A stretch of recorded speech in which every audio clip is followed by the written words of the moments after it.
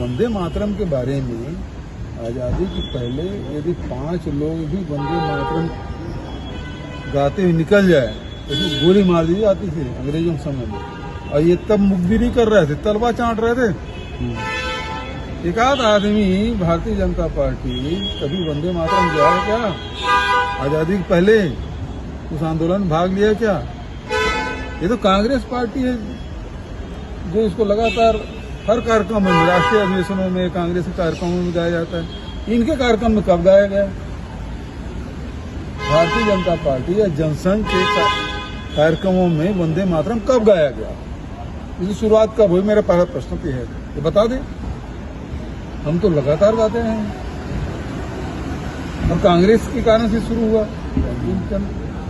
चट्टोपाध्याय लिखा जरूर है, लेकिन राष्ट्रीय रूप में उसको स्वीकार करने के लिए राष्ट्रगीत के रूप में स्वीकार कांग्रेस पार्टी ने किया।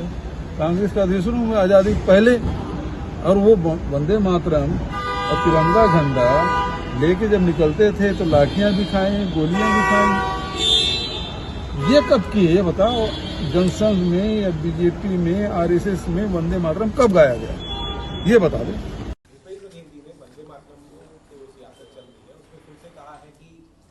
बीजेपी आरएसएस इन लोगों ने कभी वंदे मातरम गाया आजादी के समय? बोल रहे हैं कि ये लोग सिर्फ अंग्रेजों की तलवे चाटते रहते हैं, इस तरीके के शब्दों का वो उपयोग करते हैं, तलवे चाटने के। सबसे पहली बात तो भूपेश बघेल को कांग्रेस के बारे में ही जानकारी नहीं है। कांग्रेस का वंदे मातरम पर क्या दृष्टिकोण रहा है ऐतिहासिक रूप से, ये भूपेश बघेल जी जानते हैं क्या? भूपेश बघेल जी एक कारण बताएंगे कि कांग्रेस के यदि अधिवेशन में गाया गया तो पूरा वंदे मातरम गाया गया क्या? नेहरू जी ने ये बात कही थी कि नहीं कही थी कि 2 छंद हम स्वीकार करते हैं और 4 छंद जो है धर्मनिरपेक्षता विरोधी है? ये नेहरू जी ने कहा था कि नहीं कहा था? और 1940 के कांग्रेस अधिवेशन में वंदे मातरम गाने के लिए पूरा प्रतिबंध लगा दिया गया था कि नहीं लगा दिया गया था?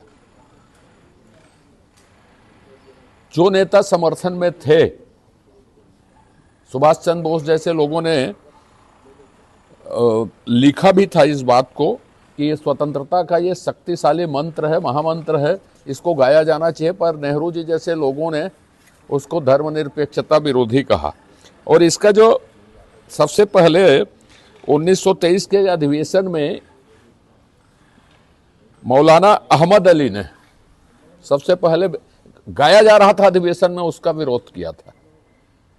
पर इस बात को भूपेश बघेल जी क्या कहेंगे ये बताइए? अब भाजपा के तलवे चटने का जहां तक सवाल है तो भाजपा उस समय गठित हुई थी क्या, ये वो बता दें।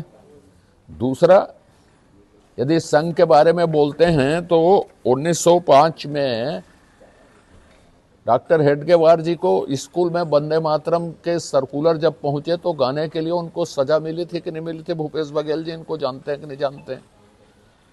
तो भूपेश बघेल जी पहले थोड़ा वंदे मातरम के इतिहास को अध्ययन कर लें और कांग्रेस की भूमिका, नेहरू खानदान की भूमिका जान ले। जो पूरे छंद को राष्ट्र धर्मनिरपेक्षता विरोधी नेहरू जी ने कहा, वही काम 15 अगस्त को कांग्रेस मुख्यालय में उनके वंशजों ने किया।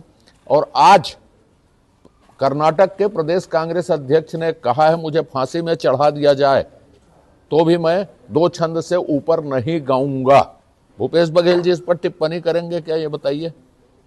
तो इसलिए कांग्रेस की जो भूमिका रही है वो ऐतिहासिक रूप से स्थापित है कि वो भूमिका वंदे मातरम के बारे में नकारात्मक रही है।